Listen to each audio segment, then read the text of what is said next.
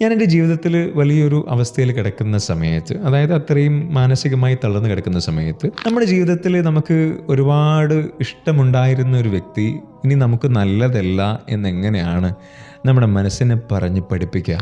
ഏറ്റവും സമാധാനത്തിൽ എന്നെ ജീവിക്കാൻ സഹായിച്ചുകൊണ്ടിരിക്കുന്ന ഫിലോസഫി സ്നേഹവും ഇഷ്ടവും തമ്മിലുള്ള വ്യത്യാസം. Hi dears, this is Aliyansa മുക്ത.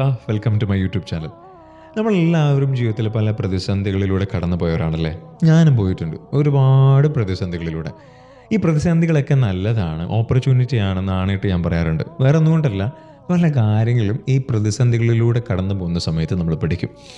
അങ്ങനെ ചില പ്രതിസന്ധികളിലൂടെ എൻ്റെ ജീവിതത്തിൽ ഞാൻ കടന്നു പോയപ്പോൾ പഠിച്ച 3 ഫിലോസഫികൾ, എൻ്റെ ഉപ്പ എനിക്ക് പഠിപ്പിച്ചു തന്ന 3 ഫിലോസഫികളാണ് ഈ ഒരു വീഡിയോയിലൂടെ ഞാൻ ഡിസ്കസ് ചെയ്യാനായിട്ട് ആഗ്രഹിക്കുന്നത്. പല ആളുകൾക്കും അറിയാം എൻ്റെ മെൻറ്റർ, എൻ്റെ ഗുരു ഒക്കെ എൻ്റെ ഉപ്പയാണ് എന്ന്.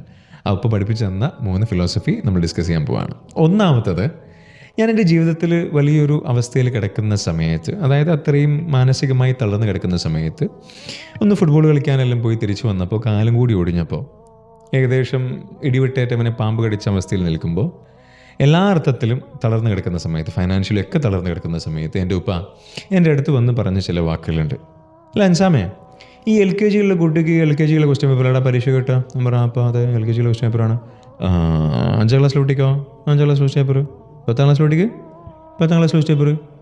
ഈ 5ാം ക്ലാസ്സിലെ കുട്ടിക്ക് 10ാം ക്ലാസ്സിലെ ക്വസ്റ്റ്യൻ പേപ്പർ പരീക്ഷയ്ക്ക് കിട്ടുമോ? ഇല്ല, കിട്ടൂല. 5ാം ക്ലാസ്സിൽ ക്വസ്റ്റ്യൻ പേപ്പർ കിട്ടുള്ളൂ. അപ്പോൾ നിൻ്റെ ഈ ചെറിയ പ്രായത്തിൽ പഠിച്ചോണ്ട് നിനക്ക് ഇത്രയും പരീക്ഷണം തന്നിട്ടുണ്ട് എങ്കിലും പഠിച്ചതിന് മുമ്പിൽ നിൻ്റെ ലെവലാലോചിച്ച് നോക്കടാ.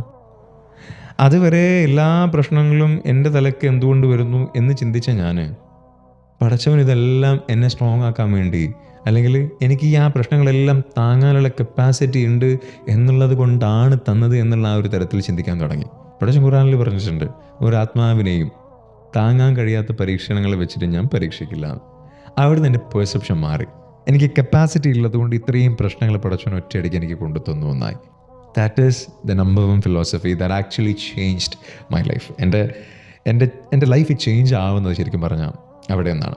രണ്ടാമത്തെ ഫിലോസഫി, നമ്മുടെ ജീവിതത്തിൽ നമുക്ക് ഒരുപാട് ഇഷ്ടമുണ്ടായിരുന്ന ഒരു വ്യക്തി ഇനി നമുക്ക് നല്ലതല്ല എന്നെങ്ങനെയാണ് നമ്മുടെ മനസ്സിനെ പറഞ്ഞ് പഠിപ്പിക്കുക. അതായിരുന്നു എൻ്റെ ഉപ്പ എനിക്ക് പറഞ്ഞു തന്ന രണ്ടാമത്തെ ഫിലോസഫി. ഉപ്പ പറഞ്ഞു, എടാ മോൻ്റെ കൈക്ക് ക്യാൻസർ ബാധിച്ചു എന്ന് കരുതുക. അപ്പം ഡോക്ടർ പറയാണ്, ഈ കൈ അങ്ങോട്ട് മുറിച്ച് കളയണം. മുറിച്ച് കളഞ്ഞിട്ടില്ല എങ്കിൽ ക്യാൻസർ പടർന്ന് ശരീരത്തെ മുഴുവൻ ബാധിക്കാനുള്ള സാധ്യതയുണ്ടെന്ന്. മോൻ എന്ത് ചെയ്യും? മനസ്സോടുകൂടി നമ്മൾ കൈ മുറിക്കും. പക്ഷേ ഈ കൈ കൊണ്ട് നമുക്ക് ഒരുപാട് ഗുണമുണ്ടായിരുന്നല്ലേ. ഈ കൈ നമ്മൾ അത്രയ്ക്ക് സഹായിച്ചിട്ടുണ്ട്, പല കാര്യങ്ങൾക്ക് ഉപയോഗമുണ്ട്. ഇനി ഈ കൈ ഇല്ല, പക്ഷേ ഈ കൈ എന്തുകൊണ്ടാണ് നമ്മൾ മുറിക്കുന്നത്? നമ്മുടെ ജീവന് വേണ്ടി അല്ലേ, നമ്മുടെ ലൈഫിന് വേണ്ടി. അപ്പോൾ അങ്ങനെയുള്ള ചില ആളുകളെ നമ്മൾ നമ്മുടെ ജീവിതത്തിൽ നിന്നും ഒഴിവാക്കേണ്ടി വരും, നമ്മുടെ ജീവന് വേണ്ടി, നന്നായി ജീവിക്കാൻ വേണ്ടി. ഇനി മൂന്നാമത്തെ ഫിലോസഫി, ഈ ഒരു ഫിലോസഫിയാണ് ഏറ്റവും സമാധാനത്തിൽ എന്നെ ജീവിക്കാൻ സഹായിച്ചുകൊണ്ടിരിക്കുന്ന ഫിലോസഫി സ്നേഹവും ഇഷ്ടവും തമ്മിലുള്ള വ്യത്യാസം.